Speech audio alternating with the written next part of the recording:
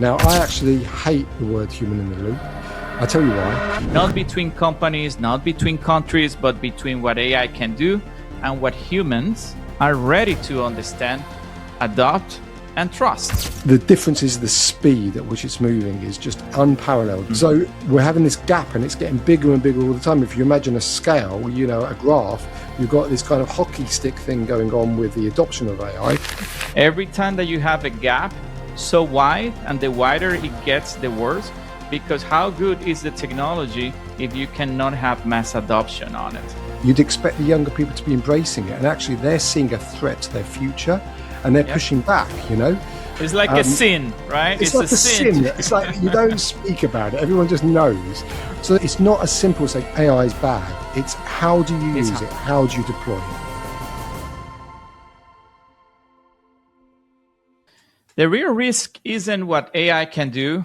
It is what we are not ready for, right?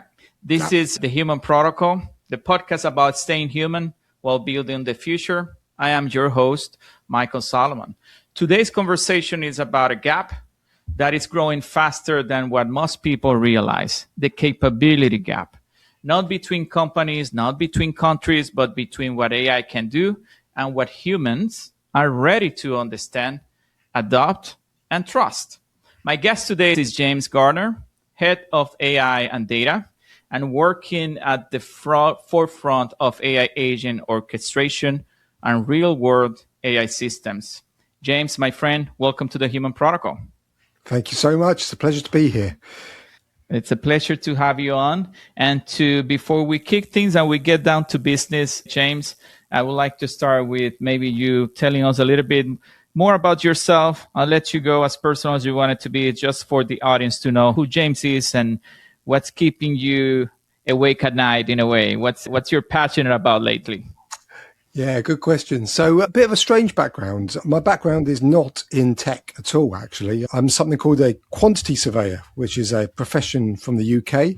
Basically, the cost management of construction works is what I kind of did my degree in and spent 20 years, 2 decades delivering. And I was lucky enough to deliver all kinds of projects around Europe mainly, but mainly in the higher education sector. So I work with a lot of universities. So Oxford University, Imperial College, a lot of the Oxford colleges delivering incredible world-class buildings. So, my original plan was to spend a couple of years in industry and then go back into academia to talk about technology in construction and in project delivery. And I totally failed at that because 20 years later, I was still delivering projects. But I never really fully scratched the itch, if you know what I mean. And I was given the opportunity to start moving into a more technical role within my current company, the company I've been with for quite some time, to help sort of deploy technology throughout that company, which was around the same time as, AI and ChatGPT came to the fore, even though we were experimenting with AI all the way back in sort of 2016. So there's a story about that, which I can come to later. So it's been a funny kind of route. I've kind of arrived at where I wanted to really be, but 20 years later, but it's actually worked out really well because now I've got and I think this is something a lot of people miss out, a very good understanding of the domain I'm trying to work in and the problems they're trying to solve, because every industry will have different issues to deal with. In my particular industry, which is mainly construction, infrastructure, energy, there are major blockers. We're not the only industry to have these blockers, but coming into the tech side and deploying the tech, deploying AI solutions, deploying agents, with that knowledge of knowing the frustrations and the blockers and the issues you've got to resolve, has actually held me in quite good stead. So even though it's been a non-traditional, quite strange path to where I am, that's kind of how I got there. That's a very interesting background, James. Thanks for sharing with us. And I'm sure, as with anything in life, where you're coming from and the different backgrounds, usually you bring a different perspective of how you are absorbing AI and technology. So very much looking forward to this conversation with you today. Yes. And if you guys stick with us, we're going to be covering some of the critical shifts that we believe we are seeing, which is the capability gap, the move from chatbots to physical AI and what that means, and the emotional pushback that comes with it, right? So stay with us, and I'm sure we're going to be going over with that. And to start this conversation, James, what do you think is this capability gap for our people to understand and our audience to understand it? What do you think is this capability gap that we're seeing today with AI? So what we're experiencing at the moment is unlike anything we've experienced before. So not the change, not the fact that we've got a new technology that we're all grappling with. That's always happened and is nothing new in some sense. The difference is the speed at which it's moving is just unparalleled. We've never had anything like this before. If you go back to other technologies, say the printing press or even the internet, you're looking at quite a long period of time for a technology, from the invention of a technology to that technology being bedded into society. Sometimes take the internet. I think it's about 17 years between when it was invented in the early 80s to when we could say it was mass adopted. I'm using exclamation marks for those people not on video. So the difference with the AI, well, this flavor of AI, I like to call it the generative AI revolution, is that's probably happened in a number of months.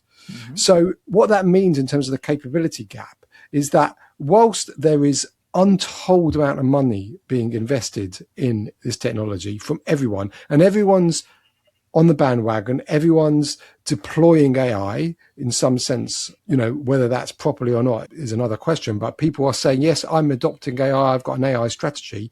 So they're adopting AI, but the capability of the people within the organization to use that AI is not going at nearly the same pace. So we're having this gap and it's getting bigger and bigger all the time. If you imagine a scale, a graph, you've got this kind of hockey stick thing going on with the adoption of AI to the point that nearly everyone's adopting AI. And then at the same time, the capability gap's kind of crawling and that gap's getting bigger and bigger.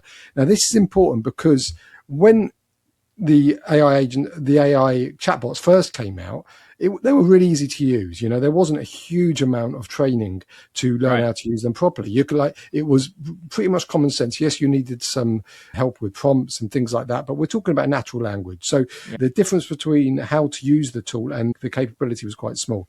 We're now moving into AI agents, AI orchestration, all these other kind of paradigms which involves AI. And there's a lot of people who haven't even made it past that first rung. So now it's becoming harder and harder for those people to get on to the ladder. And my fear is that's going to get worse. And then we're going to have this separation in society between the haves and the have-nots. And the frustrating thing is it doesn't need to be that way. Like really, everyone can get onto this. There's no reason it doesn't matter what position you are, what company you are, to be able to upskill yourself. So it's a frustration for me, really. And I share with you that frustration. And I'm also seeing this same pattern, this same behavior, and this gap kind of, increasing in a way because the technology is moving so much faster than really what our potential on the human side, it's kind of picking up to, right? We're not picking up the pieces of how AI on the technology side is accelerating because we are not keeping up with our pace of learning and adopting this new technology. And this is what we're talking about today. And it's not good. Every time that you have a gap so wide, and the wider it gets, the worse, because how good is the technology if you cannot have mass adoption on it? And this is what we're seeing. This is what I'm frustrated as well, because even though there is a lot of conversations around AI, I'm still seeing a huge gap between what the technology can do and the adoption rates that we see on the human side of things. Yeah. And the weird thing is that it's kind of uniform. People have done these studies of, where are these gaps occurring? Is it in older people? Is it in younger people? Yep. Is it in corporate companies? Is it in small companies? And I'll be honest with you. I mean, I've read lots of studies. I read all the studies for the newsletter that I do. But in my actual experience, doesn't seem to be any major pattern. It seems to be spread out. You'll get some older people who you would say should be like technophobes doing amazing things with AI. And then on the other side, you've got people, at university or college who are massively anti-AI. You might have heard the recent speeches by some of the tech founders at the universities where they were booed on the mention of AI. There's this weird... Yeah, I mean, it's what that happening is so crazy because you wouldn't expect that. You'd expect the younger people to be embracing it. And actually, they're seeing a threat to their future and they're pushing back, So that's the weird thing for me, is that there is no pattern in society that you used to be able to say, oh, this is more of a young person's game or old person's game, or you've got to be part of a big company to adopt it, or you've got to be a sole trader to be able to adopt it. It seems to be relatively uniform across the industries and across the age groups in terms of the old Reid Hoffman, doomer, zoomer, bloomer, gloomer categorization. I haven't seen a huge difference. Yeah, same. I'm with you on that. And I think to add to it, the more widespread things are and the gap is, for example, it's the more difficult it becomes to tackle something. And it should not be this way. You were mentioning the news that a lot of people have seen this in the news, the college graduates actually booing the speakers in every mention of AI. And, that's not what you expect from that generation, because usually they are more subject to, adopting new changes and adopted to technology. But I think to add to it, James, it's just the end of the world, the fear-mongering news, abundance of news that are out there. And that's what I want our people and our audience to focus on really. What is it that we need to do? And what are the steps that we can take today to start kind of bridging that gap? Because that's really what we need to focus on. AI is not going anywhere, but we have a lot to catch up on. So. We do. And if you take that example, I actually blame the institutions, because they wouldn't be getting the boos if they weren't getting very mixed messages from the universities or the institutions. They're being, fed from these institutions that AI is a bad thing, right? And we've had professors and people on our podcast, and don't get me wrong, there's some of them who are really good, but a lot of them are hamstrung because they want to adopt AI, but they're dealing with institutions that were built for a world that no longer exists, right? A lot of these universities have been around for, some of them, hundreds of years. You go to Oxford, thousands of years, so they find it hard to adjust, and they're kind of giving very mixed messages to their students around the use of it. I know this for a fact because I've got a son who's at university in the UK, and the messages they're getting is it's almost like a dirty word, the use of AI. Everyone knows they're using AI, and the students probably know the professors and the teachers are using AI to mark the homework, but no one kind of says it. And then when you get to this weird thing happens, right? It's so wild because it's like a sin, right? It's like a sin. It's like you don't speak about it. Everyone just knows. But I did speak to a couple of professors recently. We had them on the podcast from, I think it was, I can't remember which university, it might be Westminster University in the UK, who said that, they get really stuck because they then say, well, the only way we're going to really be able to test whether a student understands what they've been taught is to bring back good old fashioned exams with invigilators. I think you call them proctors in the US, actually proper people testing what they're doing. But then they get that gets pushed back because they say, well, the students are now the clients, and they talk about things like anxiety from having to have proper exams. So they can't implement these exams, which would probably be the answer to the question, because to me, there's no problem in using AI to learn things as long as you are learning it and you're not just using it as a way basically to pass off assignments and learning as your own. So it's the way that you use it. But going back to the point around the students booing, I blame the fact that they're probably getting really mixed messages. So the institutions need to do something about this. They need to be very clear about the strategy around AI and to not kind of turn it into a dirty word. I think they need to embrace it and say, this is, and give the students good guidance. Because, even my son, he says, I'm not quite sure what I should do. How much should I use it?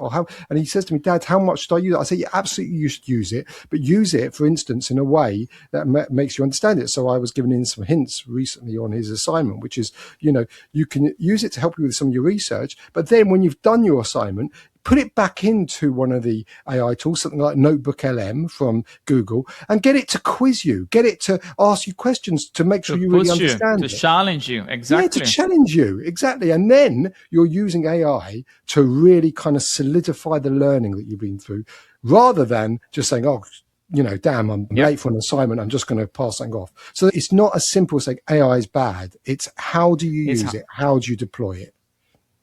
It is key. And it's not only with AI, right, James? It's like really with any technology. At the end of the day, it's the use that you make out of it. And people are used to think that AI, when I hear people talking about, hey, people or students are getting dumber and dumber because they're using AI and they're afraid that they're not exercising, the brain as it used to be when they used to, when we need to memorize everything. I keep thinking myself is that's not the only use case for AI. AIs can challenge you. Yeah. You can use AI to assist you on, challenge you on the things that you know and the things that you don't know. It's all about how you use it. And this and it's is about what is key. responsibility. Yeah, it's how so you can take two approaches to it. You could say, oh, AI is bad because I'm not learning properly from it. And well, that's your choice to use it in that way. Or you could be the person that says, I am going to look at this like I've got a 24/7 best professor that you could ever imagine on tap that I can ask any question to, so it's all about attitude. It's like, what attitude are you going to have with AI? Are you going to have the attitude that's a negative attitude that looks at the things that it can be used for as a harm to you? Or are you going to look at it as a way to supercharge you and turn you into a super hero effectively? Yeah. And what's funny, James, since we are talking about this gap and you're saying we're not seeing a pattern, it's everywhere, it's widespread. When we bring this challenge to the business world, right? And organizations adopting or trying to implement AI, we also see a gap. We also see a gap sometimes from leaderships not understanding what this technology is about, what this technology is capable, and what it takes to really implement AI. So I'm curious to hear your thoughts about what do you think leaders are underestimating right now? Yeah, I mean, everything we just talked about with that individual kind of student, that gets timed by 10 or 20 when you bring it into the boardroom, because now you're dealing with probably 10 or 20 different personalities, all of which are going to have a different view, all of which are going to have a different opinion on AI. And that can often lead to just kind of stagnation because you can't find a clear way through. So it goes back to we were talking about the Reid-Hoffman framework, which I really love. I always use it. For those who don't know what I'm talking about, Reid-Hoffman, who was the founder of LinkedIn, in his latest book, I think it was called Super Agency, really good book, I'd thoroughly recommend it. He talked about these 4 personas that exist within attitude towards AI. So you've got the doomers. They're the people who think that AI is an existential threat to humanity. It's going to wipe out the human race, etc., right? Then you've got the gloomers. Those are the people who think AI is coming for my job, and I'm going to be without a kind of purpose in life. Then you've got the bloomers. They're the kind of balanced optimism. They're the people that they want to embrace AI. They see it as an opportunity, but they're a bit worried about how to deploy it properly. And then you've got the zoomers. Those are the people who are like full steam ahead, incredibly annoying, always going on about AI. Probably like us, always going on about AI. So the reason I raise those personas is because if you take a boardroom, it doesn't matter where, all those personas are going to exist. And again, this comes back to decisions. How are you going to address those decisions? That can either turn into a source of conflicts where you can't really navigate an AI strategy that is workable because there's so many conflicting opinions, or you can take the approach that everyone's opinion is valid, because we're even though it feels like a lot's changed, we're still very early on in this journey, and the truth is nobody really knows how it's all going to pan out. There's lots of opinions, and actually listen to, if you're a doomer, you need to listen to a zoomer, and if you're a zoomer, you need to listen to balance things out always. Right. Listen to other people's opinions, because they always come from somewhere. So if you've got someone on the board who's let's say a gloomer, and that fear, because the gloom is all around fear, right? Their fear of jobs, that comes from somewhere. So you need to address it. You need to find out, well, what is the issue that they're really worried about? And then make sure when you're dealing with an AI strategy, and I hate the word AI strategy, by the way, it should be a business strategy that is powered by AI rather than just an AI strategy, right? First of all, but when you're dealing with that strategy that has AI in it, you're addressing those concerns. Otherwise, you're going to end up with a situation where people feel unheard and you won't have a unified approach. But if you take the approach where everyone's opinion is valid, and I do believe that you can make everyone feel relaxed about this, because there's a lot of panic going on at the moment because things are moving so fast. And sometimes what you got to do is you just got to stop. You've got to take stock, don't rush into bad decisions. Yeah. Because it's going crazy out there, sometimes the best thing you can do is just be calm and see what's happened, take stock of what's happening. That doesn't mean you shouldn't move fast and react to what's happening, but I'm also seeing a lot of panic decisions going on, both within the tech world and the business world and in the personal world. The worst thing you can do is react too quickly to any of this. So I think in the business, going back to your question about the business world, I think it's just a microcosm of what's happening in wider society, actually. This is happening across the board in education, in business, in even religion. We had the Pope talk on the weekend, right? So every part of life is being reflected in this conversation. Absolutely. And this is where the future is heading. And, the psychological part of it, it's so important.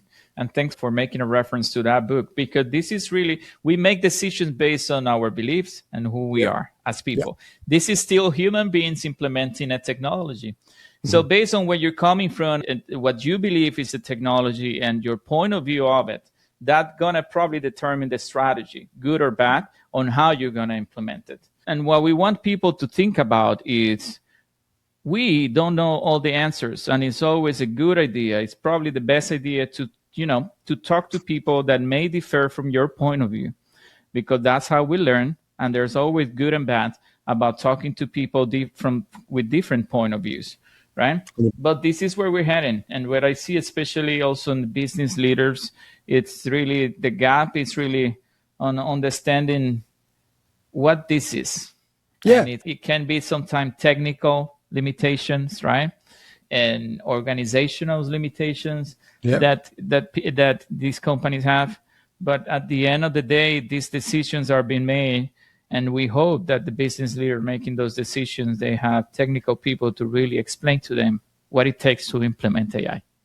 Well, you raise an important point there, because first of all, you talk about it being a technological kind of implementation, which it is, right? There's no getting away from that we're dealing with a very powerful technology. But I think where I see it failing, and the MIT study that came out the back end of last year kind of alluded to this, was that it fails where you try and treat this as a technological rollout rather than as a change management piece. Because yes, obviously it's a powerful technology, but what you're really asking people to do is change the way that they work, right? Particularly when we're getting into agents, which I know we're going to talk about later. But that is the fundamental. And this is where people's resistance comes up, because you're asking people sometimes who might have been in a job or a career for 20, 30 years to suddenly, very quickly change the way that they've done things, right? And we all know we hate change. Humans hate change. And it's not a surprise. I hate change as well. It's really hard to address that. So that's where those personas come in, and usually drives one of those kind of outlooks on AI. But I think it's really important to recognize, especially if you're leading a business, that you get various opinions, because, you'll get one opinion from the IT team who will probably be very focused on security and safety. Rightly so. I agree. But that is not because they'll probably say, slow down, stop, do everything. But then you also got to look at the people on the front line, the people delivering projects, what's their requirements. Then you're going to have various people throughout the company, maybe in recruitment or maybe people with the ERP, how does it impact them? And you've got to take all those opinions on board and not just take the IT team's position on board, because whilst they do a great job, the IT teams, they will be coming at it from their paradigm, which is, I'm going to make this as safe as humanly possible, even at the detriment of deployment, like deploying it properly.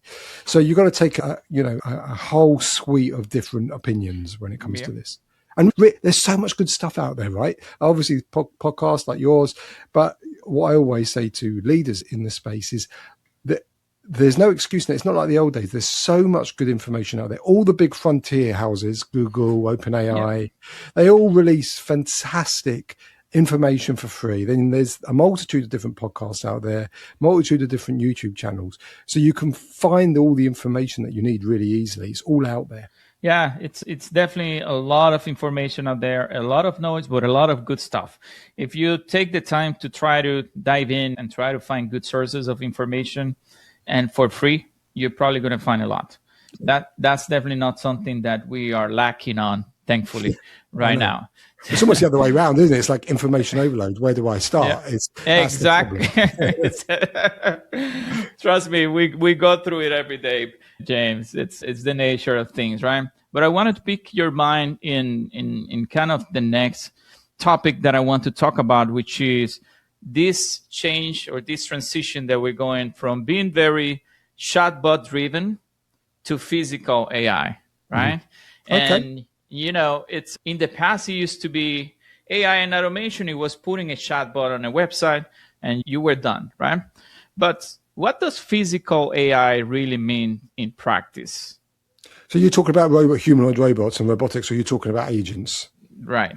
I'm talking more about the physical AI on how we are moving from chat interfaces to machines and agents that actually act.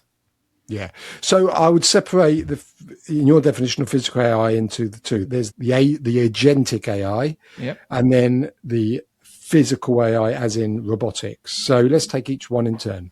So where we're moving from when ChatGPT came out to around the beginning of this year, it was all very much quite a passive experience in that, you put a prompt in and then you got an answer back and you could have a conversation, but it was very much, okay, let's take a really simple example. I want you to help draft an email for me, and it will draft the email, and then you could take that email and you can cut and paste it into your email browser, and then you can send that email, right?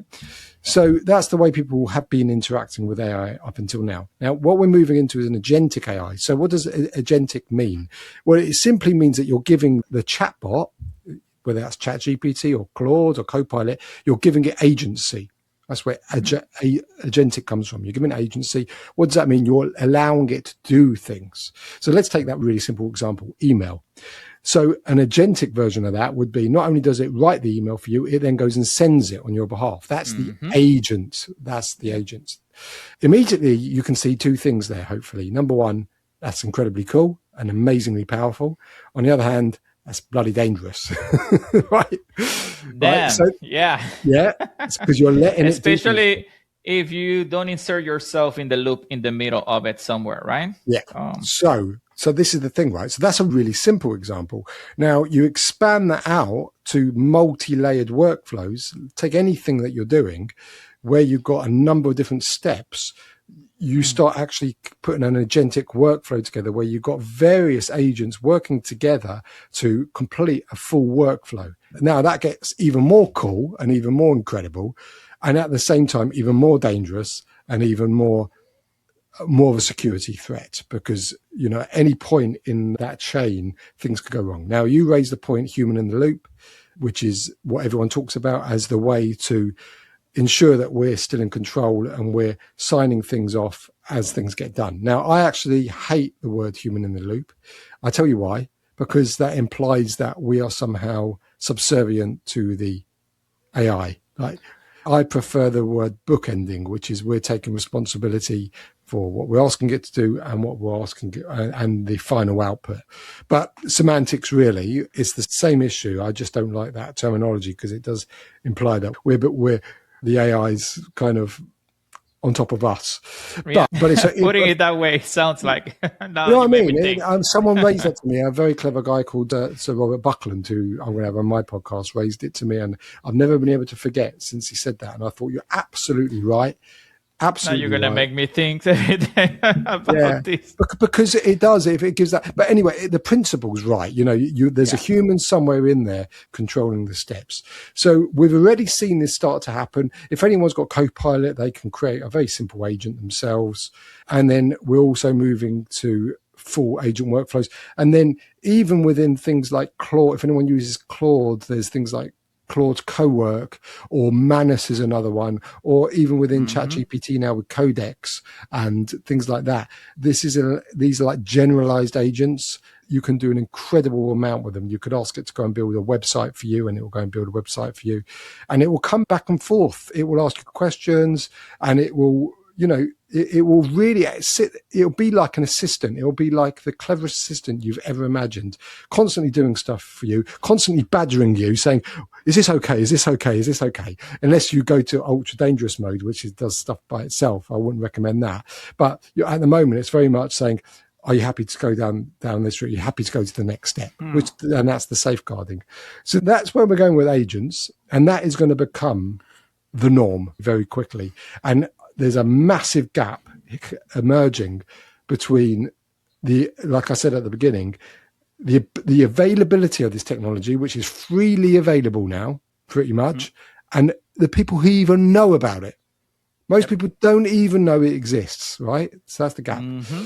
So that's the agent side of AI. And then you talked about the physical AI. So this is the next step, which is a little bit further along, but it's also moving very fast. When I talk about physical AI, I'm really talking about AI in robotics. So we've seen a huge amount of press around humanoid robots, and all they are physical AI. They're robots that perform functions, and it's got AI built into them. So if you take the Tesla one, which is called Optimus, it's built on top of the Grok AI, which is Elon Musk's AI. Yeah. So it's basically a physical embodiment of that AI. And they are becoming incredibly powerful. Like, there's still a few years away. I actually met my first one the other day in Amsterdam. It came up to me and greeted itself and shook my hand. It was incredible. Oh boy. Yeah. But when you take industries like the industry that I work in, construction or manufacturing, I think the BMW factory's now got humanoid robots working in it. These robots, they can go pretty much 24/7. Yes, they have to charge, but they take themselves off to the charger, plug themselves in, and then carry on. So that's going to be, when people talk about AI taking white collar work, it is going to have a major impact on white collar work, but blue collar work's not too far behind either. So I think both of those things, in terms of agents and physical AI, are happening very fast. Yeah. I'd say agents will be commonplace. Most people will be using them by the end of this year. And I'd say humanoid robots will be like, I think I said at the beginning of this year on my podcast, when I had a year review, I said to my guest at that time, my prediction this year is that everyone will, at some point during this year, meet their first humanoid robot in like a normal scenario, like just at the shop or in the shopping center, or going around their daily business. And it only took until April for me for that to happen. So that's speeding up. So it's incredibly exciting time, but I can also understand why it's quite overwhelming too. It is. Imagine if the use of the technology, let's say just understanding what AI means, it's already overwhelming for people. The vision of having AI agents doing things for us, and not only one AI agent, but an orchestration of AI agent working together. Yeah. For a lot of people, maybe too much of a science fiction, but this is real life. This is happening today.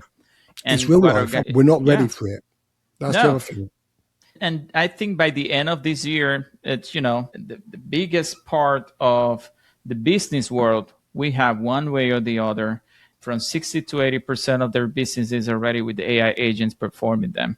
It's what I'm looking at, and I'm seeing an acceleration of businesses really implementing and developing AI agents to be able to run their business, at least their main processes.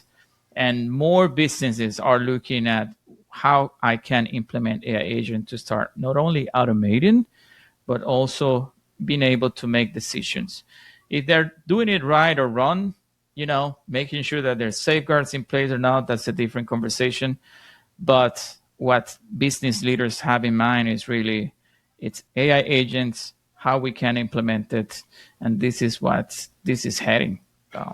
Yep, it's here. And, we're seeing the results of that already. The number of graduate level entry jobs are going down, because that's going to be the first thing that these agents do, the kind of menial work that we get the grads in to do. And that's already happening. So all of the big four consultancy firms have reduced their grad intake. A lot of the big law firms have reduced their grad intake. That's what it's coming for first, but it won't be the end at all. And I said before, we're not prepared for it. So what do I mean by that? Because whilst we've got the technology to be able to use these agents, most people are lousy managers, right? And somebody still needs to orchestrate these agents. So believe it or not, if you're lousy at managing humans, you're probably going to be lousy at managing agents as well. Right? And so we've never really got over that. And that's what he says. We're missing this major piece, which is if you want to really thrive in this new world, actually what you need to learn is management skills. Yeah. And okay, you're not going to be managing humans, but you're going to be learning to manage a bunch of agents. And believe it, that they are even more difficult to deal with than humans, because humans, can interpret what you mean. You may say something and they go, I know what he means. The agents will be very specific about what you ask it to do. So when you get a bad result from agents, and I've definitely been there, it will always come down to the fact that you haven't briefed it properly. You haven't prompted it properly. You haven't given it enough context. And we are lousy at it. And it's a skill that all humans are going to have to learn if you want to get on top in this new world. Yeah. All that you said is extremely important and something that I've seen. And I think we're going to hear and see a lot more in the future, James. And actually, recently, I was reading something. It just popped up on my phone that Microsoft, it's actually just announcing that it has plans to restrict the use of AI by their engineers. Yeah. Why? Because of rising costs. Yeah. And the cost part of this technology, it's something that at least I haven't been able to find someone with a great explanation on how are we calculating the cost, which is running an AI solution. You have people saying, it's the cost is based on the time that you're using, how many workflows are be running in the past. But these LLMs and these companies are charging differently. And if we are going to be moving from a budget that is managing people to a budget that is managing people plus AI cost.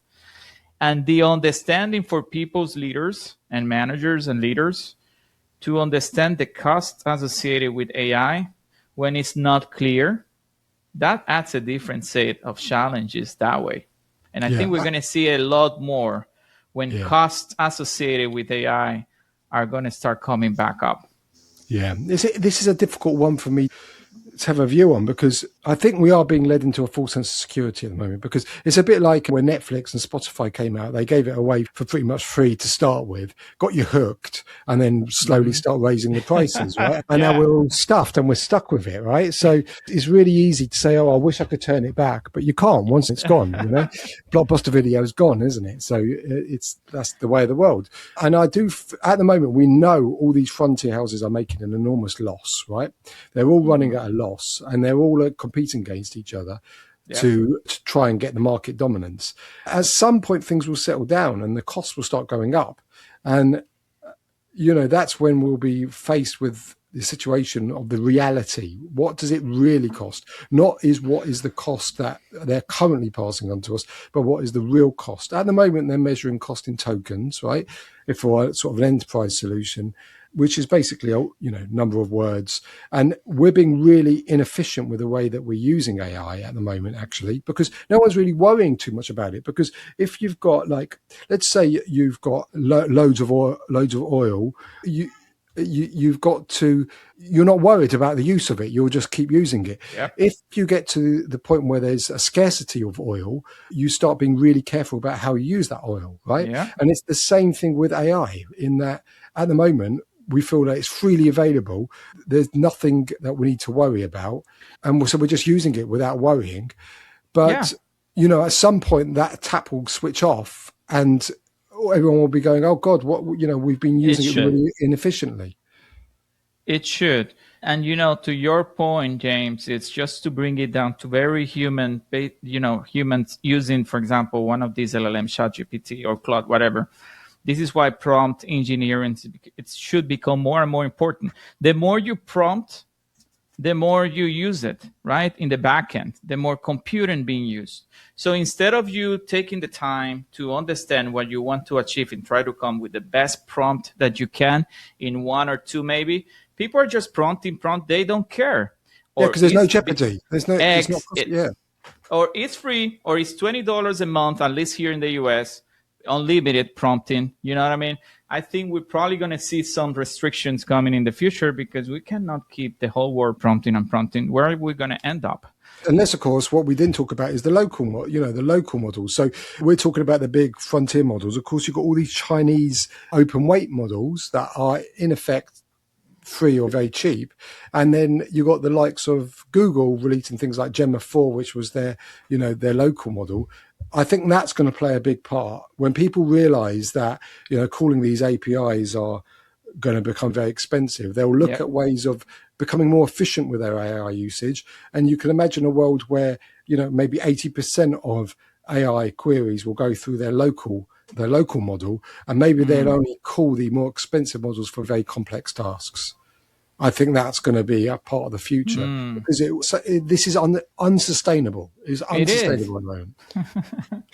It is. There, energy consumption, water consumption. There's a lot going on. That's why there is a race for everybody now. Yeah. Countries, right? Governments, they don't want to be left behind. Companies, they don't want to be left behind. And everybody needs more computing power. And that's where these big, humongous data centers are coming into play. Yeah. The future of it depends a lot on the computing power that you have to back you up, your operations. Yeah, and data centers in space.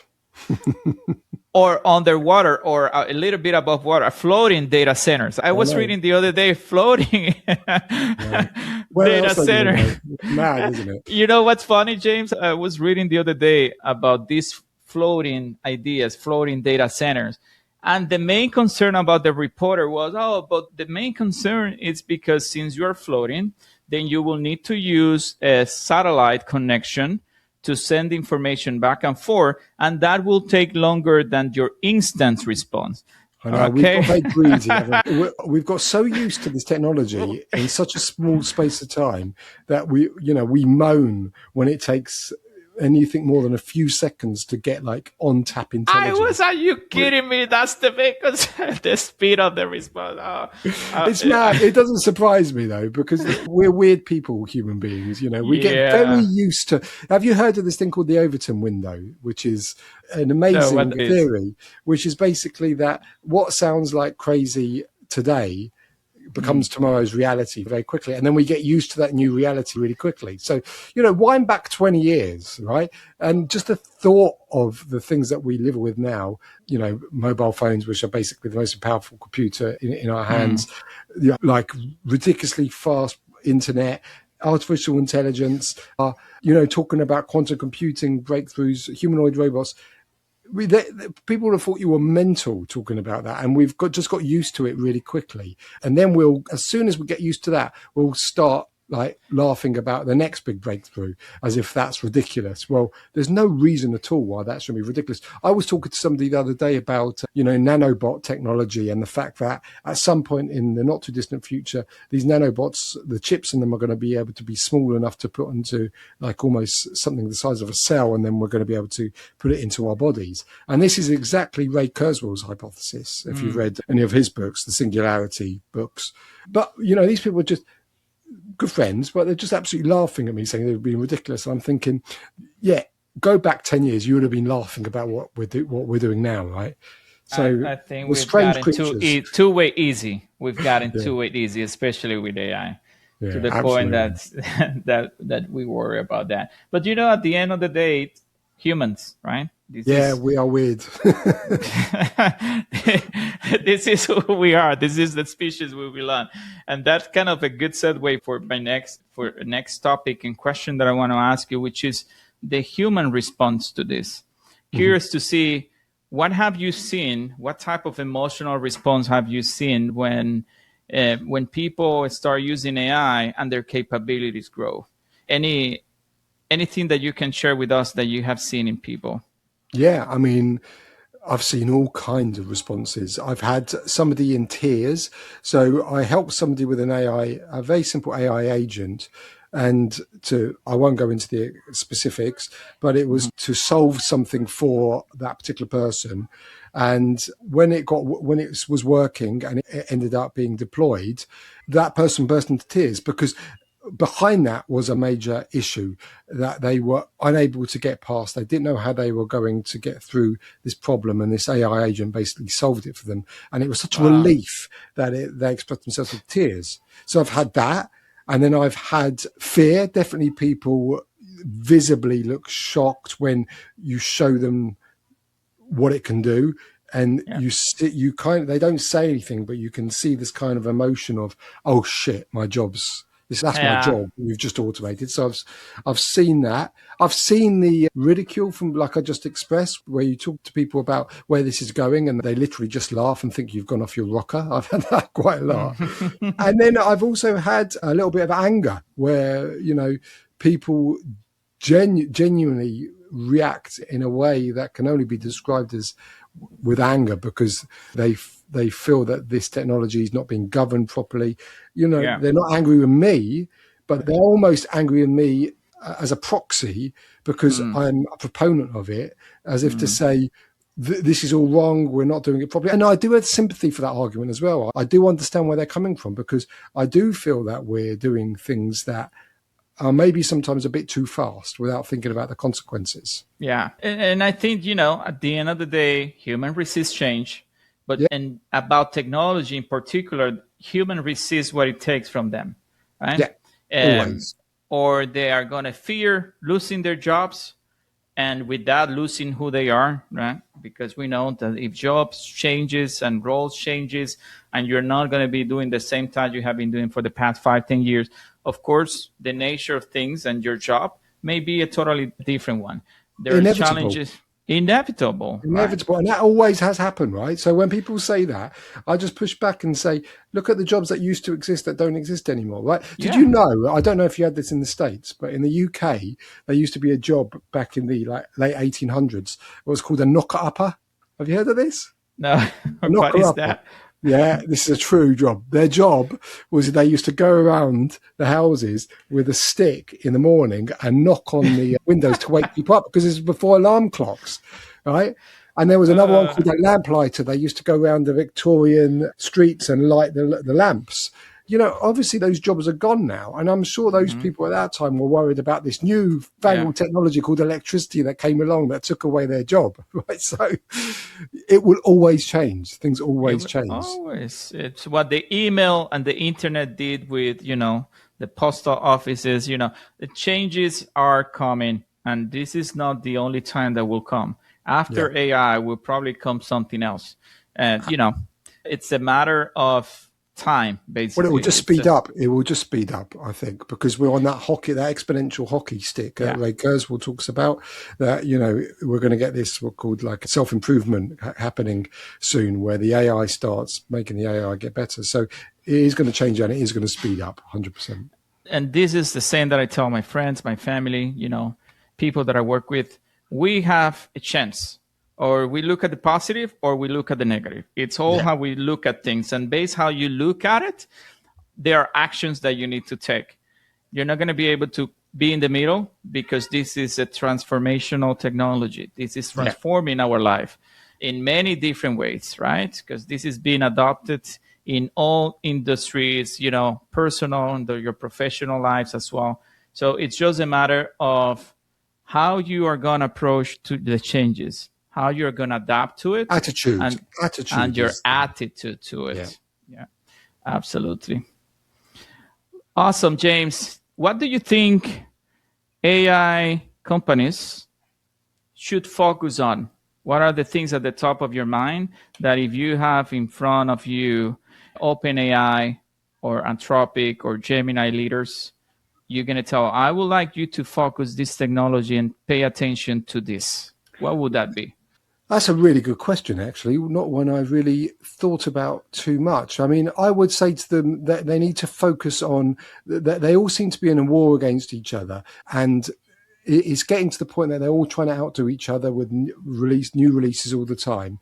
And I would just say to them, can you focus on, rather than quantity, focus on quality. Like, just get some of your features done really well, then just chuck, particularly Anthropic at the moment seems to be chucking new stuff out every day, and people can't keep up.